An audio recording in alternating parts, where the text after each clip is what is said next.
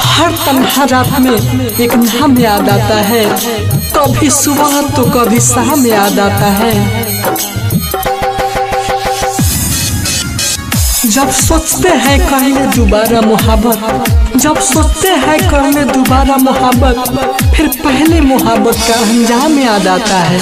प्यार के तोहफा में दिहल चिन्ह बाटे तोर रुमाल, प्यार के तोहफा में दिहल चिन्ह बाटे तोर रुमाल। सुना बेवफा हो दिलावे इहे तो याद, जहर खाइबो तत्काल दिलावे इहे तो याद, जहर खाइबो तत्काल। प्यार के तोहफा में दिहल चिन्ह बाटे तोर रुमाल। सुना बेवफा हो दिलावे इहे तो याद, जहर खाइबो तत्काल दिलावे इहे तो याद, जहर खाइबो तत्काल।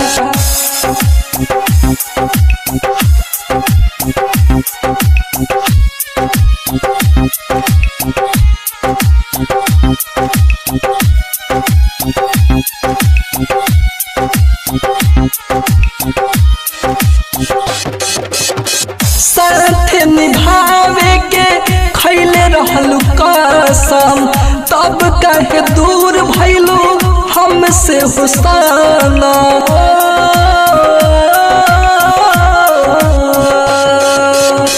साथ निभावे के खैले रहलू कसम, तब कहे दूर भइलू हमसे हुसैना। तोहरा खातिर हम भैनी जान दिल से बेहाल, तोहरा खातिर हम भैनी जान दिल से बेहाल। सुना बेवफा हो दिलावे इहे तो याद, जहर खाइबो तत्काल दिलावे इहे तो याद, जहर खाइबो तत्काल।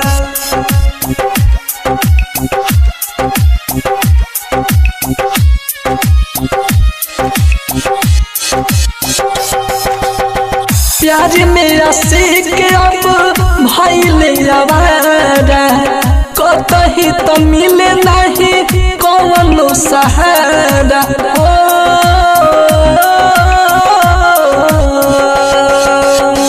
प्यार मेरा भाई अब भइले आवारा, कतही तो मिले नहीं कौनो सहारा।